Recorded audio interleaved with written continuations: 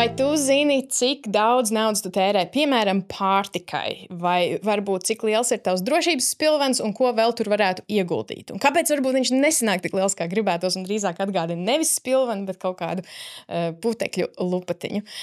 Šie ir tie jautājumi, uz kuriem mēs atbildām raidījuma ciklā, kur paliek mana nauda, ko veidojam sadarbībā ar Latvijas Bankas naudas skolu un mēģinam šo mistēriju atšķirtināt no dažādiem aspektiem. Un šodien mūsu tēma ir plānošana, budžeta plānošana. Man līdzi ir mans ikdienas plānotājs. Šeit varbūt nav naudas pieraksti.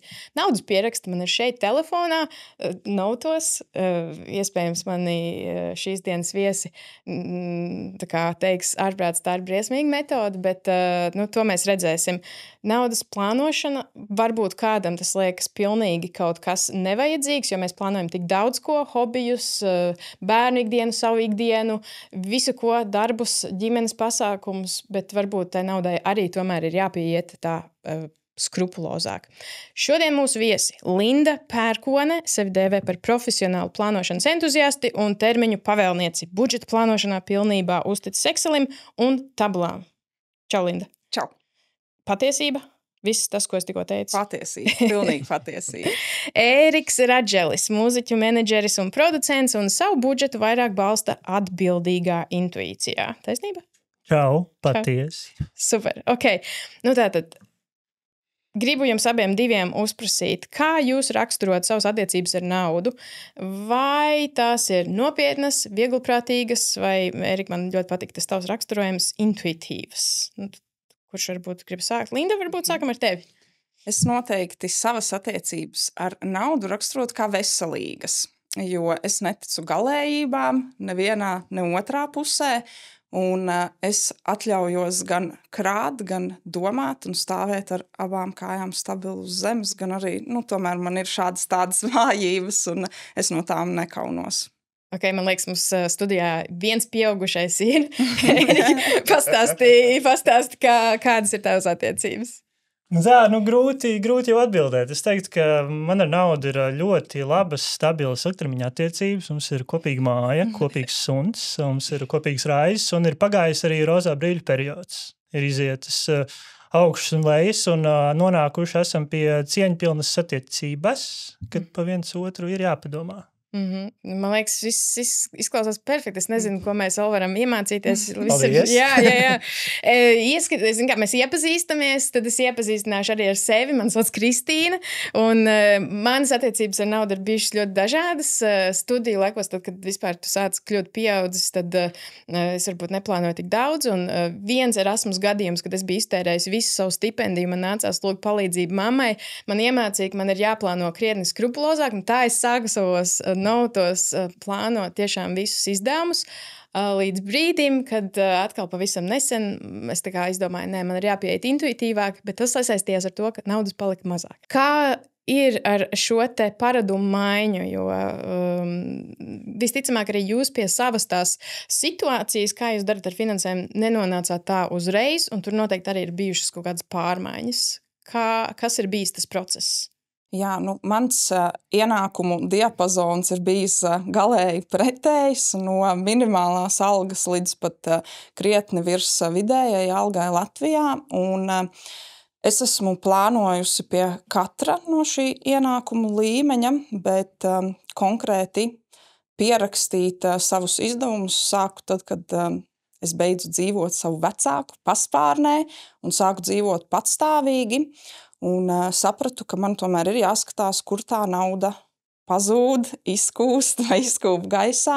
Un tā arī mans ceļš uz budžeta plānošanu sākās. Lai gan atbildīga es esmu bijusi vienmēr, nekad neesmu dzīvojusi pāri saviem līdzekļiem. Kā tev šķiet, tā personības iezīme ir ļoti cieši saistīta? Ir obligāti jābūt atbildīgam cilvēkam, lai tu plānot naudu, vai tu vari būt arī mazliet tāds, vieglprātīgs un tāpat plānot?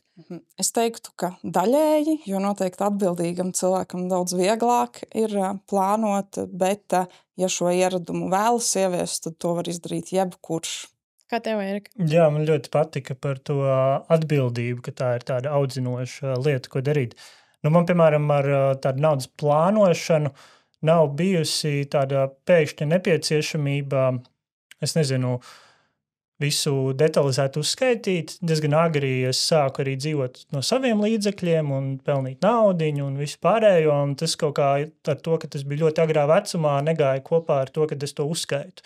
Un principā man tā bija kāds pamaiņa brīdis, kad es pārgāju no algota darba uz projektiem, un tas bija tā 100% pirms bišķiņu vairāk kā gada. Un tas bija foršs brīdis, kad bija pašam arī prāta kapacitāte un viss, un paskatīties, kas tur notiekās, jo tev sagrozās viss tavs tas galvas procentu sadalījums, kur tev kas, kur kā iet, un tad tu sāc skatīties un revidēt. Un es melojušies teikšu, kad man ir tik ļoti smuki nauti kā tev, Kristīna. Tu jau nes redzēs, kā viņi izskatās. Es detaļās neskatījos, jā, varbūt uz ekrānu varēsim parādīt, bet es tā kā daru tāpatās kā visos savos projektos. Es projektu sākumā izplānoju budžetu un projektu beigās paskatos, kā man gāja, un tādi ikmēneši tādi cikli. Un tas ir tas, kā es pēdējo jau gadu diezgan stabili daru, un es redzu kaut kādus rezultātus, kas, es pat teiktu, vairāk nomierina manus nervus, kā pašnodarbinātajiem, nekā varbūt tik ļoti ietekmē kaut kā to finansiālo situāciju. Linda, kā tev ir? Jā, man ļoti interesē tava pieeja, jo, Erika, ja tu tā tu teici, tev ir tāds aptuveni tāds tā kā tā lielā ievirze. Lietotnes, kaut kādi Google Sheets, tu teici, Excelis ir tavs draugs, kā tu šim pieeja, cik skrupulozi tu esi? Es esmu izveidojusi savu budžeta plānotāju Google Sheetos, un es to izdarīju tādēļ, ka ir neskaitām daudz budžeta plānotāju pieejami online, bet es neatradu to, kas ir atbilstoši manām vajadzībām, tāpēc es uztaisīju pati. Tur ir tās kategorijas, kas man ir aktuālas, un es neeju iekšā tādos milzīgos sīkumos, tomēr es redzu, cik ir pārtikai, izklaidēm, auto vajadzībām, mājai un visam pārējiem. Jā, es pieļauju, ka arī nav jāmaksā kaut kāds abonements pašai sev jā, par savu izmantoto. Un patiesībā tas ir labs veids, ko var monetizēt un iedot citiem. Kā tu seko, vai tu seko līdzi katru dienu, vai kāds ir tas tavs process, katru pirkumu pieraksti? Kāds notiek?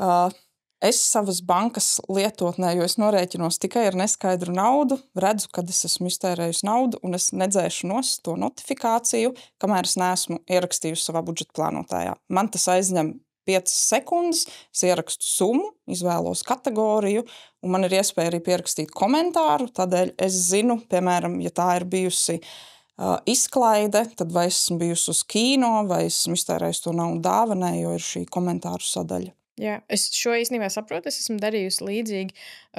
Erika, tev no malas varbūt klausoties, es domāju, ka daudziem var rasties jautājums, vai tas nav tāda baigā sevis kontrolēšana, un kur tad paliek dzīves kaut kāds plūdums? Es gribētu teikt, ka tas ļoti forši. Jā, un tas ir apsveicami, ka to var iestrādāt par ieradumu. Man liekas, ka tas būtu jādara katram cilvēkam tā loģiski. Un reizē es arī apzinos, ka es esmu pieaudzis vīrietis, un tas uz doto brīdi neesmu sev šādu detalizētu ieradumu darījis, ja vien tas nav no kaut kādas, kā jau es teicu, kaut kādas situācijas pavērsiena vērsts. Vai tas ir uzreiz tāds sava paškontrole, kaut kādiem cilvēkiem jā, citiem cilvēkiem varbūt tā ir kāda veida gamifikācija un krāja savus pluspunktiņus un redz izaugsmī par 3-6 mēnešiem. Tas ir jau kā kuram laikam, ka pašam tā patīk. Es teiktu, ka man ļoti neitrāla reakcija un vairāk ir cieņa pret to, ka to kāds dara. Jā, un tāpēc, jo mēs esam, jūs šeit 2 viesi, nevis viens, kurš stāstīs absolūto patiesību, vai, teiksim, kāds no bankas atnāks un izstāstīs, kā obligāti vajag. Ir dažādas pieejas, dažādi cilvēki, un katram tiešām strādā kaut kāda sava lieta labāk, nekā obligāti pieturēties pie vienas sistēmas. Un Erika, tu jau minēji par to, ka ir tas gamifikācijas moments, ka ir forši redzēt, teiksim, pēc pusgada, varbūt pat ātrāk, kur man iekrājās kaut kāda naudaņa, jo es bišķīt piegāju rūpīgāk.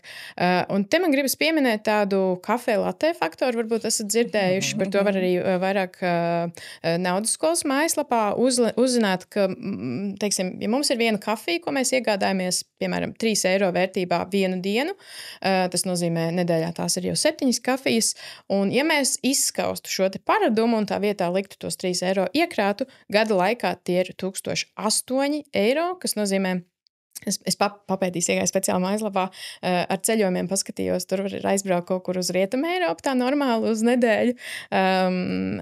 Mans vīrs savu pirmo mašīnu iegādājās par 1000 eiro, tā kā pie mašīnas arī var tikt. Pašiem mazumiņiem. Cik būtiski tie ir? Cik būtiski ir sakot līdzi mazām lietām vai tikai jāsako līdzi lielām lietām? Es domāju, ka tā ir arī lieta, kas ir katram individuāli, jo ir cilvēks, kurš pērk kafiju katru dienu, un katru dienu ir šie mazie nelielie izdevumi, bet es uzskatu, ka tādā rāmī mēs arī nevaram sevi turēt un dzīvot ne pa labi, ne pa kreisi, neizbaudot dzīvi, jo priekš kam tad mēs to naudu tomēr pelnam. Bet tāpēc ir būtiski pierakstīt šīs te izmaksas un saprast to, ka, hei, man aiziet 300 eiro mēnesī kafijai, kur es varu pagatavot mājās. Un tad jau tā tomēr ir problēma, kas būtu jāpārskata. Tu pat esi piefiksējis kaut kādu pozīciju, kurš tev aiziet daudz naudas?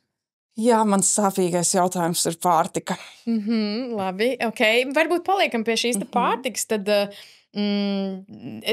ja es dalos ar savu pieredzi, tad ēdienu pasūtīšana, kafejnīcas restorāni ir tas sāpīgais punkts. Erika, tu māji ar galvu arī? Es māju ar galvu arī. Man nav tāda maza atsauce uz to kafijas faktu, ka viņš vienā brīdī, manuprāt, bija ritīgi tāds aktīvs un visi lika savās kaut kādās kampaņās vai kodot to saukli. Tas bija viens no argumentiem, kā es pārliecināju, ka man gan mājās, gan arī darba telpā ir nepieciešams kafijas aparāts. Ok, labi. Tāds tīrais ietaupījums. Bet jā, pārtika ir sāpīgais punkts. Es pat neteiktu, ka sāpīgais, bet tas laikam ir tas punkts, kur es negribu aiztikt. Man tā pārtikas endorfīni, man laikam ir ļoti svarīgi. Es esmu tas pārtikas turists kaut kādā Eiropas pilsētiņā un tāds, es varētu veltīt savu laiku to saplānot bišķiņu, kas mākāk, bet, hei, ja Ērikam gribās ribais teiku, un tad Ēriks dabūs ribais teiku, bet labā ziņa ir tāda, ka Ērikam negribās ribais teiku katru dienu. Pagaidām. Jā. Tas varbūt iet tādās paralēlēs ar tev pašu restorānu kultūru un solidarizēšanos un satikšanos, jo tomēr dzīvojot arī galvaspilsētā, tad tu arī viens no galvenajiem veidiem, kā tu vari ar cilvēkiem satikties un pavadīt laiku, un tu vari iziet uz kādu maltīti, uz kādu kafiju, paņemt kaut ko garšīgu, pastaigājoties pa parku. Vai to tā kā negribās aiztikt 100%. Ir arī citas lietas, kuras, manuprāt, var aiztikt. Kas ir tava sāpīgā vieta, ja tā nav pārtika? Vai tev nav tādas? Nē, man nebija sāpīgā lieta, bet tagad es jau pieminējot pirms tā gada sāku ķidāt, es atradu, ka man ļoti ir kopīgs tāds katru mēnesi parādās diezgan liela summa no Apple notifikācijās. Un tad es sāku domāt, kas tas ir. Tas aizved līdz tam, ka man bija zvans ar viņu pārstāvi un visu, un izrādījās, ka man bija ļoti daudz subscription no aplikācijām, kuras, pa 2, pa 3 eiro tā salasījās, kaut kādas tur 11 tās aplikācijas, kuras, paldies Dievam, piefiksēju un varēju atcelt. Un labā ziņa, ka sazinoties arī, ka ir tomēr tāds patērētāja tiesības un vispārējais, tu varēji arī atgūt to naudu. Bet mans kritiens ir kaut kāds, tie, kā es strādāju, ir neapzināta pieslēgšanās pie kaut kāda tiešām abonementa. Jā, vienalga, vai tā ir, it kā liekas, kas tur ir tie 11 eiro mēnesī, tu viņus nepamani tam Disneyam vai citam straumēšanas kanālam, un tad tu padomā, vai tu tiešām vispār to izmanto. Jā, es šo ļoti labi saprotu. Es domāju, ka daudz to saprot. Sevišķi ņemot vērā, ka tā nav viena platforma, kur tu vari skatīties saturu, bet tās ir 5 dažādas, jo katrā ir sava filma, un tur tā summa tiešām var sakrāties. Es pat teiktu, līdz 100 mierīgi aiziet. Tu zini, kas bija tā summa, kur tu saprati, kur šitais vai mēnesī aiziet? Ja tu gribi padalīties. Jā, es varu droši padalīties. Jāpiemina gan tas, ka es arī daudz ko izmantoju, gan profesionāli, gan hobijiem, uz kādām aplikācijām, vai tās ir apstrādes programmas vai kas tāds, un mūzikas programmas, un tā kopējā summa, manuprāt, bija kaut kādi 180 eiro mēnesī, kur es beigās nomazināju visu to, ka man vajag kaut kādas mākoņus, un kaut ko tādu, manuprāt, ap 50, varbūt 60 kaut kas tāds. Tā kā, jo tiešām tas bija ļoti daudz, kas liekas. Jā. Man gribas teikt malacis. Man gribas paprasīt, kur tu to starpību tagad kas cieta? Kas tagad ar no starpību notika? Vai tu viņu ieguldi vai iztērēji steikiem? Jā, ribēs steiks. Šīs uz mani laikam nestrādā. Es kā cilvēks, kurš vienu konkrētu ieradumu jau ir mēģinājis atmest 3 reizes, esmu pamanījis, ka nekur man klāt tā naudiņa neparādās. Un varbūt, es tā varbūt ar lupu skatoties, tas kaut kur ir bijis, bet es negribētu arī uzreiz sev tā uzsist pa plecu, un tad tagad tu arī aiziet reizi vairāk uz to restorānu. Es vienkārši, forši, tas ir nodarīts. Man tas aizņem 4 stundas, kamēr es sakasījos ar visiem tiem Apple pārstāvjiem un atradu un izmeklējos un to, tad es jūtos tā it kā bišķiņ labāk uz to brīdi, bet ceru, ka man tas nebūs jādara tuvākos 3 gadus. Varbūt tas ir tas ieguvums. Tā pārtika, jā, katram sava vājā vieta, citam tās ir lietotnes un abonementi, un kādam tā ir pārtika. Linda, pastāsti, kas ir varbūt tas brīdis, kad tu saprati, šeit aiziet pārāk daudz? Tev arī bija kaut kāda summa prātā? Vai tu atceries, cik daudz bija tas, kas ir par daudz? Jā. Es savus izdevumus pierakstu jau gadiem ilgi, un augot inflācijai un redzot pārtikas cenas veikalā, gada sākumā man šī summa jau bija 600 un vairāk eiro mēnesī. Es sapratu, ka tas tomēr ir pārāk daudz, jo mani arī vājie punkti, es negribu varbūt teikt vājie punkti, bet es tomēr ieslīdu tādos spontānos lēmumos un našķos, un man patīk arī daudz ko jaunu izmēģināt pārtikas un ēdienu ziņā, man ļoti patīk gatavot, un mans veids, kā es samazināju pārtikas izmaksas, bija, es uztaisīju maltīšu plānotāju, un maltīšu plānotāju ieviesu maijā. Šajā maijā? Jā, nesen diezgan.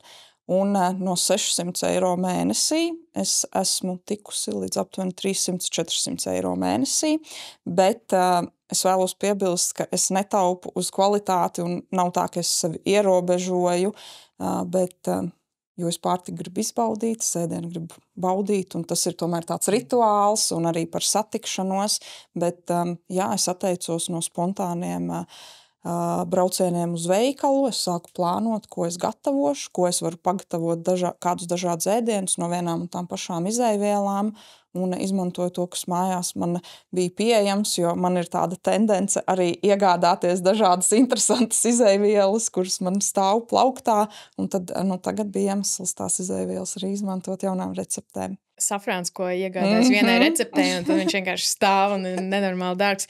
Bet tās pozīcijas, kā tev izdevās to pārtikas budžetu samazināt? Viens ir tie impulsīvie pirkumi, kas vēl plānošana, kas ir, nezinu, vēl kaut kas. Jā, man ir savs dārzs, un es ļoti cenšos izmantot to, ka es sezonā varu izaudzēt pati savu pārtiku, kā arī man ir liela saldētava, un es arī piepildu to, tā kā viss, kas ir pie mums sezonā pieejams, to es pati sev varu nodrošināt, un tas arī, protams, ir milzīgs atvieglojums šajā te pārtikas budžetā. Jā, tas nozīmē, ka tu arī dārziņus, teiksim, pa nedēļu, tu sagriez kaut kā kastītēs saliec, tas arī? Jā, protams, es sagriežu gan dārziņus, gan samarinēju gaļas, tos, protams, gan pērku veikalā, gan vispār plānoju, ko es gan no savis izaudzētā, gan no tā, ko es nopērku veikalā, ko es no tā varu pagatavot ne tikai šodien, rīt un šonedēļ, bet arī saldējot pēc vairākiem mēnešiem. Bet noteikti jums abiem ir kāda lieta, no kā jūs nevarat tā teikties par steiku. Skaidrs. Bet varbūt ir vēl kaut kas tāds, nezinu, guilty pleasure, tas, ar ko palutināt. Man tās ir grāmatas. Es vienmēr ieeju veiklā, nopirkšu un pēc tam visticamāk nelasīšu ilgu laiku. Kas jums? Man, godīgi, laikam tā pārtika varētu būt tas, kur es tā kā ļaujos tādam impulsam, jo, uz kaut kādu apģērbu es cenšos skatīties ilgtermiņā, un es cenšos arī daudz otrreizējās pārstrādes apģērbus iegādāties, un atkal uz pilnīgi katru viedierīci vai ko man ir tas nelaimīgais niķis domāt par to, vai es šo atsitīšu. Jā, kad tā nav tādi vājumi un tāds, bet tiešām uz to ēdienu, tā ir tāda lieta, kur man liekas, ka es negribu atteikties. Un atkal tādas grāmatas, šeit man noderētu paskaitīšana, cik esmu iztērējis grāmatās, bet piemēram, šādas lietas es neiesu, kad man liekas, grāmatas ir resursi manī. Tāds varbūt savs attaisnojums. Es minu, ja tos ummiņus paskatītos apkārt, es tikko ļoti aizdomājos par to. Piedod, ka mēs šos jautājumus paceļam. Linda, kas tev ir tavs? Mana vājība ir gadžeti. Mājasaimniecības, dažādas preces, kas atvieglo man ikdienu, visādi roboti un lietas, kas nodara mājasaimniecībā.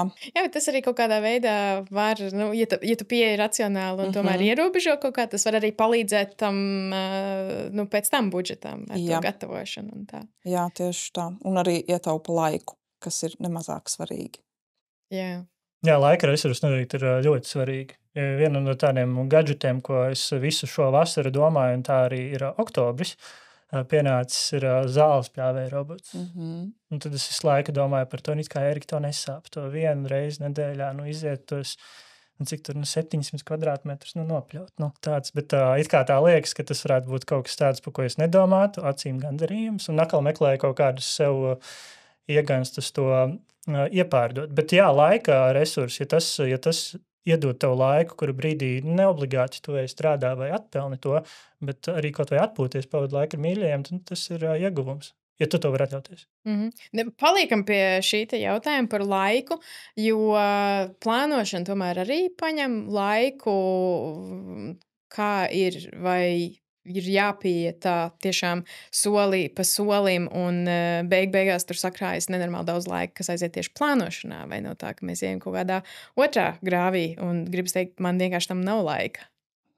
Man plānošana noteikti sniedz un atdod atpakaļ laiku, jo tas, cik daudz laika es pavadīju domājot par kaut ko, savā galvā analizējot, tas ir daudz lielāks laika periods nekā tad, kad es reāli sāku plānot. Piemēram, es plānoju arī savu mājas kārtību.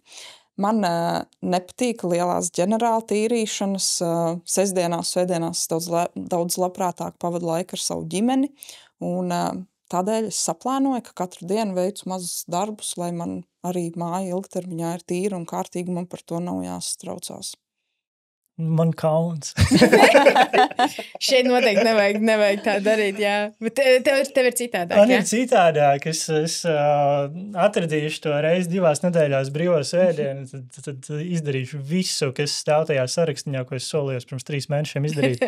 Bet es uz to skatos, kad plānošana noteikti iedod laiku, tas ir loģiski. Ja paklausās vai kaut vai paskatās visu, kā visi iesaka, un ne jau bez iemesla visi to iesaka, bet tur ir tāpatās kā ar meditāciju, manuprāt, ka tev ir tam sākuma procesam ir jāvelta ļoti daudz laika. Un tas nav tāds, manuprāt, ko tu vari tagad pa nedēļu aiziet iegansties. Nē, es domāju, tad tur vajag kādus 3 līdz 6 mēnešus, līdz tu it kā dabū kaut kādu automatizētu tieksmi to darīt. Tāds, un atkal, tā kā man liekas, tas riktīgi krūt, ka ir, bet sākumā, it kā slikti jau skan, bet es teikšu, man šobrīd nav laika investēties apgūt šo māku. Varbūt tā es sevi attaisnoju pēdējos pieaugušā gadus. Bet tagad tieši uzprasīsim, Linda, tev, kas ir kaut kādi tie pirmie soļi, ar ko var sākt, lai plānotu savu budžetu? Noteikti ir jāsāk ar to, ka mēs pierakstam tās savas izmaksas. Kaut vai saņemamies vienu dienu pierakstīt, kur es esmu naudu iztērējis. Pēc tam jau nākamajā dienā, nedēļu, mēnesi, un ja mēs kaut mēnesi pierakstam. Un tai nav jābūt ne aplikācijai, ne Google Sheetam, ne Excelim. Tas var būt vienkārši uz papīra sarakstīts vai telefonā pie piezīmēm. Tur, kur cilvēks neaizmirst, kas ir pie rokas. Tad arī varam sākt domāt, kas ir tās pozīcijas, ko mainīt, kas ir tie ieradumi, ko izveidot, un kā mēs to savu dzīvi varam tomēr to laiku atgūt atpakaļ un to naudu tērēt prātīgāk vai krāt kaut kādiem sapņiem un mērķiem. Vēl arī būtiska lieta, ko patiesībā jūs abi kaut kādā veidā pastarpināti pieminējāt, ir šīs pēkšņas izmaiņas dzīvē vai apkārtējā vidē, kas var rosināt pieiet nopietnāk budžeta plānošanai. Darba maiņa, tas var būt, protams, arī kaut kādi sociāli-ekonomiskie faktori. Covids, es domāju, ka daudziem mainīja kaut kādu pieeju.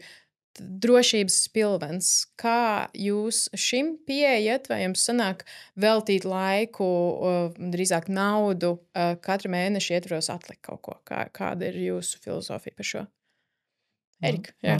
Man liekas, ka tas ir obligāti, neatkarīgi, manuprāt, no tā, cik cilvēks pelna vai ko viņam ir jānobirst tas procents uz kaut ko. Kas ir tas procents, piemēram, tavā gadījumā? Kā tev šķiet, kas ir ideālais? Tagad ir baigi grūti, jo ar to visu pašnodarbināto padarīšanu, tā kā tur es esmu, cik es konsultēju cilvēku, sapratu, ka tā jāmēra ir kaut kādā pusgada griezumā. Un ir veseli 2 pusgadi ar viedokli. Un tad es vienkārši tā cenšos, lai tas nepārsniedz kaut kādu iztikas minimumu. Ir kaut kādas summas, kaut kādi tur maksājumi, pensiju fonda apdrošināšanas un krājkonta svētā naudiņa kaut kāda ielikta, un kas tāds, kam vienkārši ir jābūt, bet es gribētu tā, pie kaut kādā brīža vienkārši, ja es varu tajā mēnesī, es vienkārši nolieku vairāk. Tādā mērogā. Es neteiktu, ka tā ir kaut kāda konkrēta summa, ko var nosaukt. Kā Linda tev? Mans klikšķis noteikti bija brīdis, kad pieteicās mūsu ģimenes pieaugums, un es sapratu, ka mani ienākums samazināsies, un arī sāku par naudu domāt daudz vairāk ilgtermiņā, jo līdz tam es krāju tikai mērķim, kas bija, piemēram, ceļojums vai kaut kāds lielāks pirkums, bet pagājušā gada sākumā, kad pieteicās mazais, tad es sapratu, ka ir jāveido gan drošības spilvens, gan jāveido spilvens ārkārtas tēriņiem, jāsāk domāt par investēšanu, un to arī esmu veiksmīgi realizējusi. Par to, cik liels ir tas procents, mēs varam runāt par teoriju, kas ir 50, 30, 20 princips, ka 50% no ienākumiem aiziet vajadzībām, 30 vēlmēm, 20 uzkrājumiem. Tomēr arī šis ir jāanalizē individuāli, jo tas nav nekāds noslēpums, ka ļoti daudz cilvēku Latvijā dzīvo uz nabadzības sliekšņa, un šie cilvēki neatliks 20% no savas algas uzkrājumiem. Arī es pati esmu krājusi naudu dažādos dzīves posmos, gan tad, kad dzīvoju ar minimālo algu, gan tad, kad man ienākumi bija jau virsvidējās algas Latvijā. Un patiesībā visvieglāk man bija iekrāt tieši tajā vidusposmā, laikam tādēļ, ka tad tā disciplīna un turēšanās tādā rāmītī, zinot, ka nevajag iebraukt nevienā grāvī, ir izteiktāka. Jā, es tieši sāku domāt arī caur savu pieredzi, un vai nav tā, ka tad, kad ienākumi paliek vairāk, sāk gribēties vēl visu kaut kur tērēt, jo liekas, ka ir jau daudz naudas, un tad tiešām varbūt sanāk iztērēt vēl vairāk. Bet tas vairāk tā retoriski. Linda, kā tev ir kaut kāda, summa, ko tu atliec, vai tev varbūt tas automātiskais maksājums, kā tu dari? Man ir dažādi šie te maciņi, kuros es lieku naudu, un arī tas ir ļoti atkarīgs no tā brīža arī vajadzībām, vai arī no plānotajiem tēriņiem, vai kaut kādiem ārkārtas gadījumiem, jo, protams, ka ir brīnišķīgi, ka ir drošības spilvens ārkārtas gadījumos, ka nav jāsastraucas par to, kur tad es ņemšu to naudu. Bet man arī šī summa katru mēnesi mainās, atkarīgs no situācijas. Un tagad uzprasīšu par psiholoģisko vienu faktoru. Vai jums ir sanācis izmantot šo drošības spilvenu, un kādas bija sajūtas tad? Vai jūs morāli atļāvāt sev izmantot šo spilvenu? Vai bija atkal tāds, nē, nevar? Man laikam tas drošības spilvens iet vienā gultā ar iekrājumiem, ja es tā to varu nosaukt. Un līdz ar to, ja ir kāds tur neparedzēts izdevums, kuram no brīvajiem līdzekļiem vai kaut ko papildus, es cenšos negrābt no kaut kāda tajā mēneša izklaides budžeta. Tā kā, lai tas nemaina man dzīvi, un drīzāk es paņemšu to naudu zobārstam no kaut kāda tā spilvena. Man liekas, ka tieši tāpēc arī tādam spilvenam ir jābūt. Ja tu vari pats pieturēt vienkārši prātā, ka tev ir tie 3 mēneši, manuprāt, ir tāds komfortabls minimums, lai tu varētu, tad vienkārši tu viņu tā koriģē.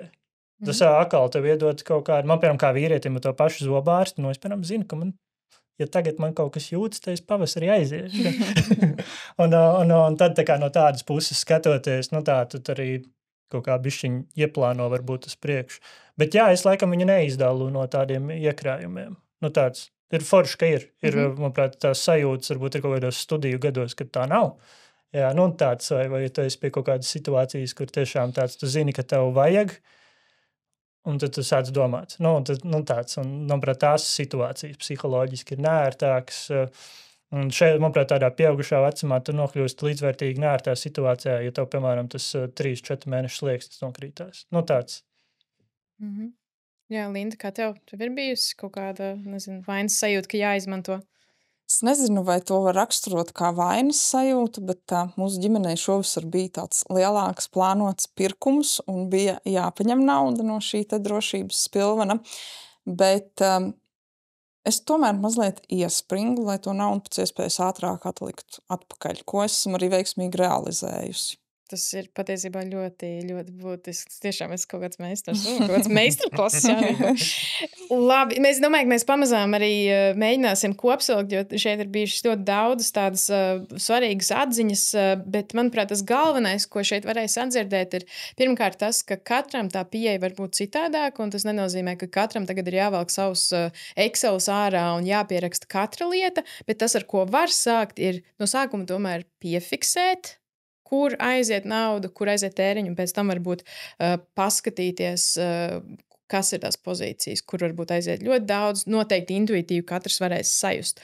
Un noslēgumā tas, ko es vēlos jums abiem uzprasīt, ir, ja jūs varētu attiecības ar naudu veidot no jauna, kas ir kaut kas tāds, ko jūs obligāti šobrīd darītu, vai tieši otrādi obligāti nedarītu?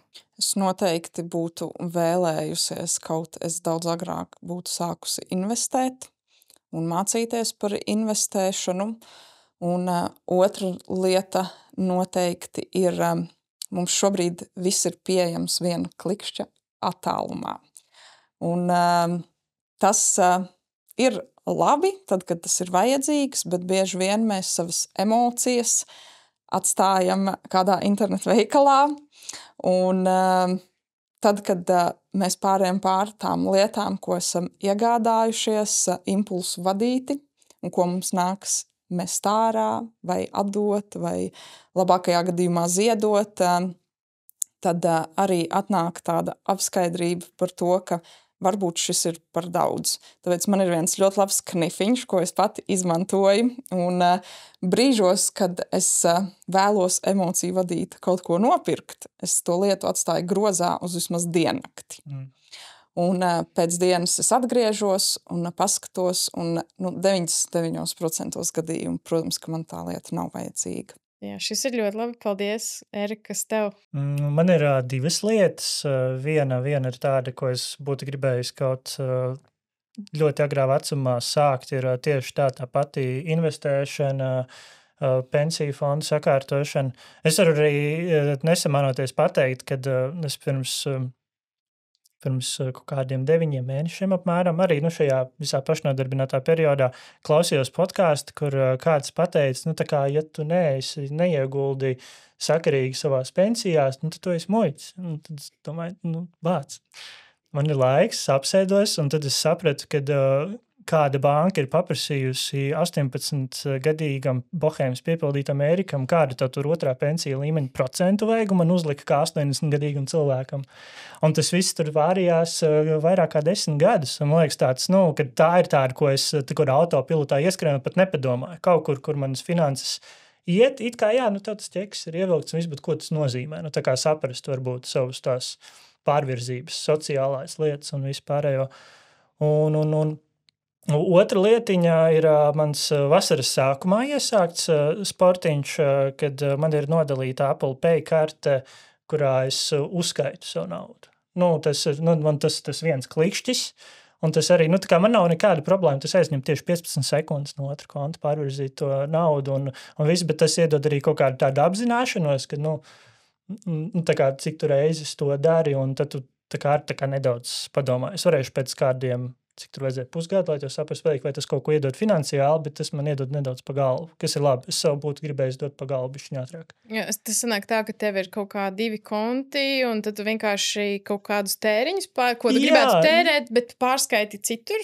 Jā, ir tāda vienkārši viena karte, kas man ir, tiem Apple Pay ikdienas tēriņiem un visiem mazajiem internetu veikalu pirkumiem un tā tālāk, kas ir tas viens klikšķis, jo man tā liekas baigā neapzināšanās, ka tu ar to neskaidro naudu rīkojies un tu pat paroli neievadi un ko tādu, un tad to vismaz es tā kā sajūtu kaut kādu netaustām, bet vismaz galvā sataustām vērtību tam eiro. Jā, ir tas papildus kaut kāds solis, kas tevi mazliet sabremzē tajā brīdī. Super! Tik daudz atziņu. Paldies jums abiem diviem par to, ka jūs šodien dalījāties ar savu pieredzi un dažādām mācībām. Paldies plānošanas entuziastei Lindai Pērkonei un mūziķu menedžerim un producentam Ērikam Radželim. Un es gribu izmantot, Ērika, tavus vārdus. Nebūsim muļķi. Sāksim izzināt par finansēm un savu naudu un plānot budžetu arī šobrīd. Starp citu, par tām investīcijām arī mums ir epizode ļoti vērtīgi, tā kā noteikti var uzzināt par to. Es domāju, ka šoreiz liksim tādu punktu vai semikolu, jo mēs, protams, tiekamies nākamajās epizodēs. Atā!